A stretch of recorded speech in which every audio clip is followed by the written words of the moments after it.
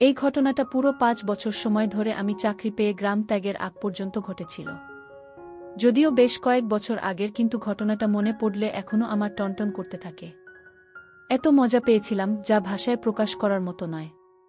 ভাবা যায়, একটা পরিবারের তিনটে মেয়ে এবং সেই মেয়েদের মাকেও কাজ করে দেওয়ার সুযোগ পেয়ে গেলে কেমন লাগে। এখনও আমার গা শিউরে ওঠে।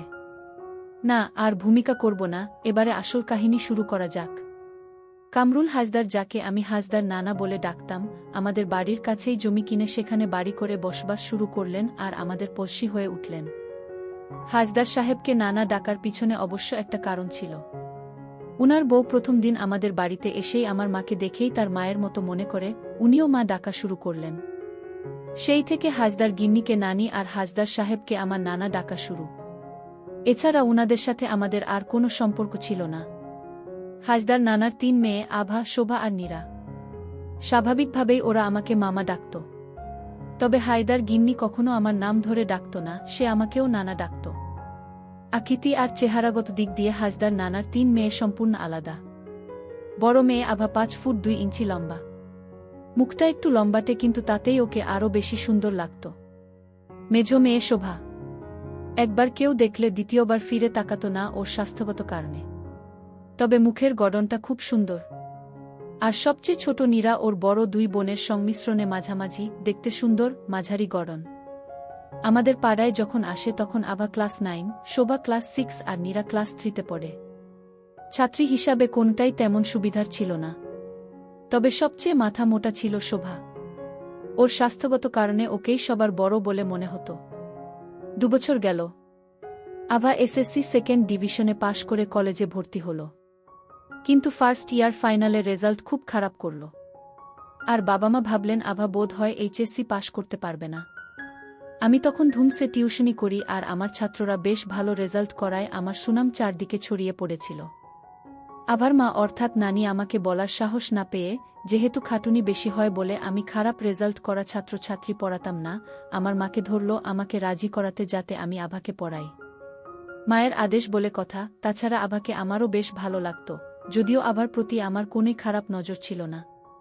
তার একমাত্র কারণ ছিল ওরা আমাকে মামা ডাকত, তাই আমি এই সম্পর্কটাকে বজায় রাখার চেষ্টা করতাম। যদিও ওরা প্রায়ই আমার সাথে ঠাট্টাইয়ার্কি করত, কিন্তু আমি সেসব আমলে নিতাম না। আমি আভাকে পড়ানো শুরু করলাম। যেহেতু আভা সেরকম ভালো ছাত্রী ছিল না, তাই ওকে আমার অতিরিক্ত সময় দিতে হতো। আমি আভাকে পড়াতাম বিকেলবেলা। সে সময় ওকে ছাড়া আর কাউকে দেখা যেত না। নানি দুপুরে খাওয়ার পর নাক ডাকিয়ে ঘুমাতো আর হাজদার নানা স্কুল থেকে ফিরতে ফিরতে সন্ধ্যা হয়ে যেত, কারণ তার স্কুলটা ছিল বেশ দূরে। শোভা আর নীরা সময় কাটাতো খেলার মাঠে খেলে বা খেলা দেখে। তাছাড়া নানি তার মেয়েদের পড়াশোনার ব্যাপারে খুব সতর্ক ছিল, তাই আভাকে পড়ানোর সময় কেউ যেন আমাকে ডিস্টার্ব না করে সেদিকে খুব খেয়াল রাখত। পড়ার টেবিলে একটামাত্র চেয়ার ছিল, তাই আমি চেয়ারে বসতাম আর আভা বসত বিছানার উপরে। বিছানাটা ছিল পড়ার টেবিলের লাগোয়া এবং চেয়ার থেকে বেশ উঁচুতে। আভা যখন বিছানায় বসত তখন ওর পা মাটি ছুঁত না, ঝুলে থাকত। ফলে আভাকে প্রায় 1 পা উপরে তুলে বসতে হতো। যখন আভা ওর 1 পা উপরে তুলে বসত তখন ওর হাঁটুর সাথে কামিজটাও উপরে উঠে যেত। আমি ইচ্ছে করে না তাকালেও কিছুতেই আমার চোখকে সরিয়ে রাখতে পারতাম না। এভাবেই আমি আভাকে পড়াতে লাগলাম। যদিও ওর প্রতি আমার বিশেষ কোনো খারাপ মনোভাব ছিল না, কিন্তু দিনের পর দিন আভাকে পড়াতে পড়াতে ওর সাথে আমার সম্পর্ক ক্রমান্বয়ে মামাভাগ্নি থেকে সরে আসতে লাগল, আর একটু একটু করে আভার প্রতি আমার মোহ জাগতে লাগল। ওকে পড়াতে বসলেই আমি অপেক্ষা করতাম কখন আভা পা তুলে বসবে। সেদিনও ওকে পড়াতে বসে আমি অপেক্ষা করছিলাম কখন ও পা তুলে বসবে। বেশিরভাগ সময় লেখার সময় আভা পা তুলে বসত। সেজন্যে আমি ওকে কয়েকটা অঙ্ক করতে বললাম। আমার চোখ দেখার জন্য অপেক্ষা করতে লাগল। আভা অভ্যাস বসে ওর পা টেনে বিছানার উপরে তুলে নিল, আর তখনই আমার একটা হার্টবিট মিস হয়ে গেল। আভা সেদিন একটা কালো রঙের পোশাক পরেছিল। আমি চোখের পলক ফেলতে ভুলে গেলাম, একভাবে সেদিকে তাকিয়ে রইলাম। আমার শক্ত হয়ে পাগলা কুত্তার মতো লাফাতে লাগল। আমি ঠিক বলতে পারবো না আভা আমাকে তাকিয়ে থাকতে দেখল কিনা। তবে ও একসময় লেখা থামিয়ে কলমের গোড়া দিয়ে চুলকালো। আমার মাথা ঠিকমতো কাজ করছিল না, আমি বুঝতে পারছিলাম না ঠিক আমার কি করা উচিত। আমার কেবলই মনে হচ্ছিল এই সুযোগ হাতছাড়া করা উচিত নয়। কিন্তু পরক্ষণেই মনে হলো, যদি এটা আভার ইচ্ছাকৃত হয় তবে তো ভালোই, কিন্তু যদি তা না হয় তাহলে তো সর্বনাশ। আভা ওর বাবা মাকে বলে দিলে আমার টিউশনির 12টা বেজে যাবে, আমি কাউকে মুখ দেখাতে পারব না। আমাকে অবাক করে দিয়ে আভা আরেকটু নড়েচড়ে বসল, এ সময় ও পাটা সরিয়ে একটু দূরে নিয়ে গেল। ফলে পরিষ্কার দেখা যাচ্ছিল। এবারে আমি আভার মুখের দিকে তাকালাম। কিভাবে যেন আভা সেটা টের পেয়ে গেল, আর আমার চোখের দিকে একভাবে তাকিয়ে রইল, ওর মুখে মিষ্টি মৃদু হাসি আর চোখে স্পষ্ট আমন্ত্রণ। আমি আর নিজেকে সামলাতে পারলাম না। আভা সেটাও টের পেল এবং ওর মুখের হাসিটা আরেকটু চওড়া হল। পরিশ্রমের ঘাম মাটিতে মিশিয়ে আভা উঠে বসল, লজ্জামাখা হাসি দিয়ে আমার চোখের দিকে তাকিয়ে বলল, কেমন লাগলো? আমি বোকার মতো হাসলাম। আভা বলল, আপনি একটা গাধা, কবে থেকে ইশারা করছি বোঝেনি না, শেষ পর্যন্ত আমাকেই সব করতে হলো। আমি ধোক গিলে বললাম, না মানে আমি ওভাবে কখনো তোমাকে দেখিনি কিনা, তুমি আমাকে মামা ডাকো। আভা চোখ মটকে বলল, আরে আমার মামা রে, তুমি আমার কোনো জন্মের মামা ছিলে, এখানে আমরা আসার পরে ডেকেছি তাই, প্রথমে এসে ভাই ডাকলেই ভাই হতে। তাছাড়া মামা ডাকায় ভালোই হলো, কেউ আমাদের সন্দেহ করবে না, তাই না? এবারে আমি ওকে একটা শক্ত প্রশ্ন করলাম, আমার আগে কার সাথে তোমার সম্পর্ক ছিল? আভা থমকে গেল, তুমি কি করে বুঝলে? আমি বললাম, যেভাবেই হোক বুঝেছি। আভা রহস্যময় হাসি হেসে বলল, বুঝেছি, লাইন ক্লিয়ার পেয়েছ, তাই না? তবে প্রথম দিন রিপনকে বেশ বেগ পেতে হয়েছিল। আমি অবাক হয়ে বললাম, রিপনকে? আভা হেসে বলল, এই যাহ, নাম বলে ফেলেছি। আচ্ছা ঠিক আছে, বলছি। তোমার কাছে আমার গোপন করার কিছু নেই। রিপন ছিল আমার লজিং মাস্টার।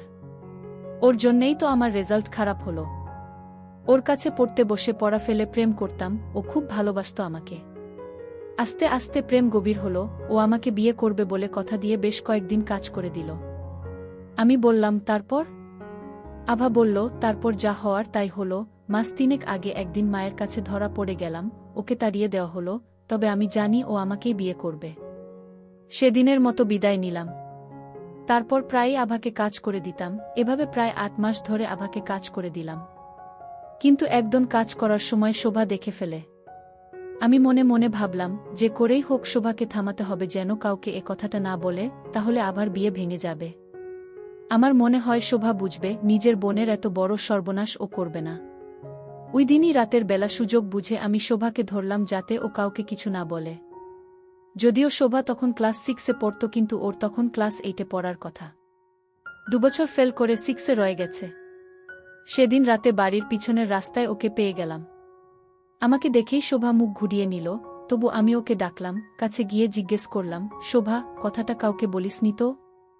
শোভা হেসে বলল, আমি কি পাগল? কয়টা দিন পরেই আপুর বিয়ে, আমি কি ওর জীবন নষ্ট করে দিতে পারি? কিন্তু তোমাকে আমি ছাড়ব না, তোমার সাথে আমার একটা বোঝাপড়া আছে। আপুর বিয়েটা ভালো ভালো হয়ে যাক, তারপর আমি তোমার সাথে কথা বলবো। ভয় নেই, যা দেখেছি সে কথা আমি জীবনেও কাউকে বলবো না।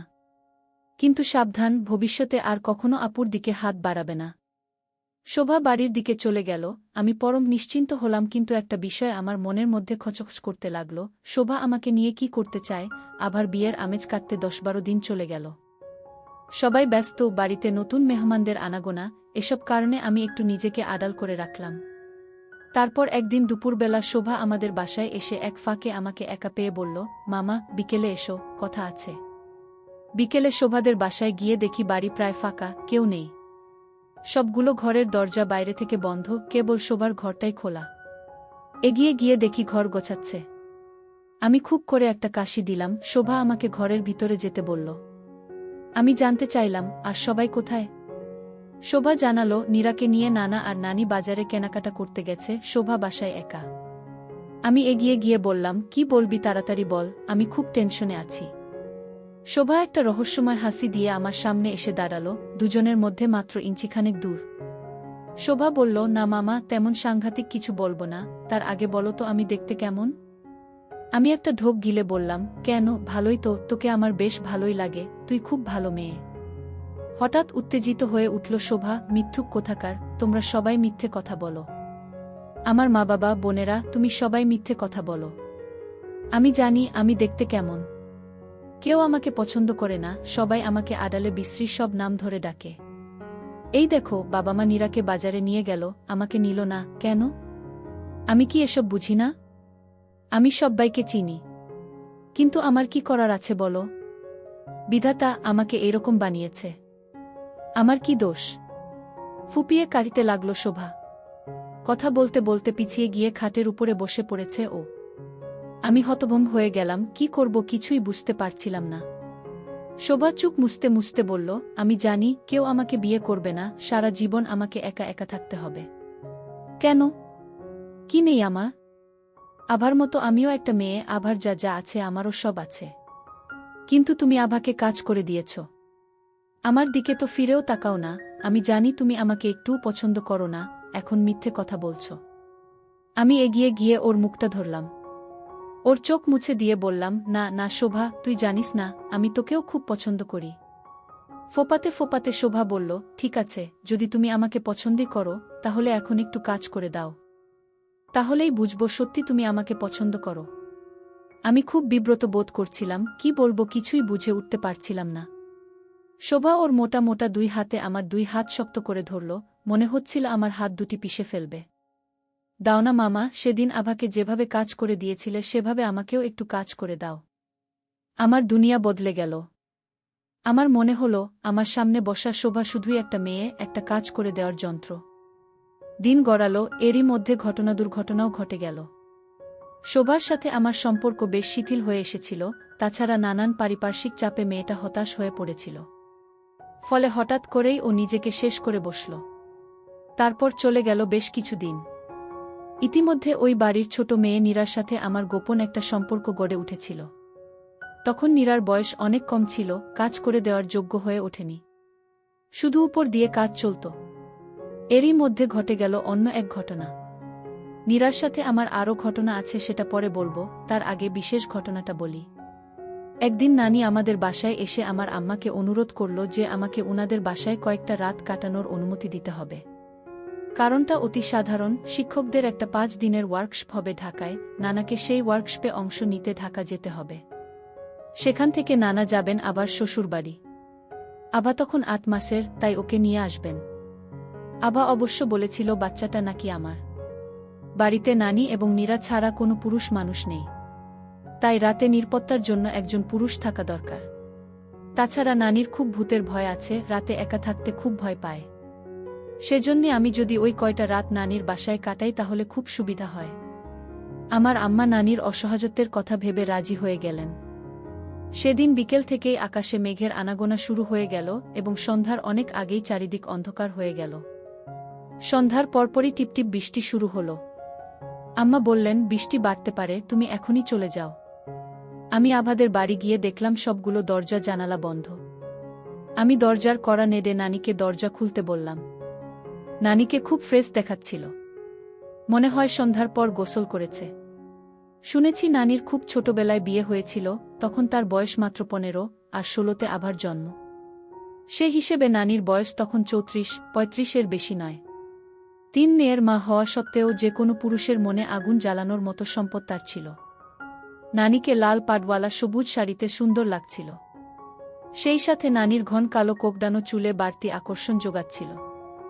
সত্যি কথা বলতে কি, হঠাৎ করে নানিকে কাজ করে দেওয়ার খুব ইচ্ছা হলো আমার। এতদিন এই পরিবারের সাথে আমার উঠাবসা, কিন্তু এর আগে কোনোদিন নানিকে এমনভাবে দেখিনি আমি সবকিছু ভুলে নানির দিকে অপলক তাকিয়ে থাকলাম কয়েক সেকেন্ড। নানি সেটা খেয়াল করল এবং ঠাট্টা করে বলল, কি নানা, অমন করে তাকিয়ে আছিস কেন? বিমরতি ধরল নাকি তোর আবার? আমি লজ্জা পেলাম, হেসে ভিতরে ঢুকলাম। তখন 8:30 বাজে, নীরা ওর রুমে পড়ছিল, আমি আর নানি টিভি দেখছিলাম। একটা প্রেমের নাটক হচ্ছিল। নাটকটা আমার খুব ভালো লাগছিল। বাইরে প্রচণ্ড বৃষ্টি শুরু হয়ে গেছে, টিনের চালে বৃষ্টির শব্দের জন্য টিভির শব্দ তেমন শোনা যাচ্ছিল না। নানি আমার সাথে ইয়ার্কি করে বলল, কি নানা, এত মন দিয়ে প্রেমের নাটক দেখছিস, আছে নাকি কেউ তোর মনের মানুষ, ভালোবাসিস কাউকে? আমি মাথা নেড়ে হেসে বললাম, না নানি, এখনো তেমন কাউকে পাইনি, থাকলে তো তোমাকে বলবই। নানি হেসে বলল, বলিস কি নানা, তোর মতন এমন হ্যান্ডসাম ছেলের লাভার নেই, মেয়েরা তোকে পেলে তো গিলে খাওয়ার কথা। এই তো বয়স, এখন না হলে আর কবে হবে? এখনই তো চুরি করে মধু খাওয়ার সময়। এ কথা বলে নানি খিলখিল করে হাসতে লাগল। নানির আচার আচরণ আমার কাছে খুব রহস্যজনক মনে হলো, অন্য দিনের তুলনায় নানিকে আজ অন্যরকম লাগছিল। এরই মধ্যে নীরা এসে বলল যে ওর খুব ঘুম পাচ্ছে, খাবার চাইল। নানি ওকে টেবিল থেকে খাবার নিয়ে খেয়ে শুয়ে পড়তে বলল। আমি মনে মনে বললাম, এই সময়টাই তো আমি চাইছিলাম। আমি বললাম, 3 মেয়েকে কাজ করে দিয়েছি, বাকি আছে শুধু মা, এখন সেটাও পূরণ হয়ে যাবে।